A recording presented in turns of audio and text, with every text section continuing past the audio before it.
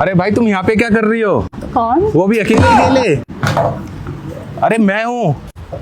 अरे अरे ma'am sorry यार, सॉरी सॉरी सॉरी तुमने सॉरी। क्या किया अभी? अरे यार मुझे लगा कि मेरी दोस्त बैठी हुई है यहाँ पे। अरे यार सॉरी तो यार। तुम पहले देख नहीं सकते थे? अरे यार गलती से किस भी कर दिया आपको। अरे तुमने मेरे गाल पे किस भी ये क्या कर रहे हो तुम? अरे मेकअप इतना किया हुआ है यार। मेकअप इतना किया आपको क्या उससे? आपको पहले देखना चाहिए था ना कौन बैठा है, क्या है, तुम्हारी दोस्त है या कोई अननोन है, देखना चाहिए था ना अरे पहले। यार मुझे लगा कि वही बैठी हुई है और उसके पास भी ऐसी सेम ड्रेस है। अरे तो कोई भी बैठ सकता है ना, सेम ड्रेस तो हर किसी के पास होती है। अरे चलो यार मैम सॉरी बोल तो रहा हूँ नहीं अब। सॉरी नहीं होता, ऐसे कैसे? आपने क्या किया लेकिन अभी ये? क्या हो और गया? ऊपर से किस भी कर लिया गाल पे। अरे एक किसी तो करा है छोटा सा बस। छोटी सी बात नहीं है, मैं आपको जानती ही नहीं हूँ, आप ऐसे नहीं कर सकते।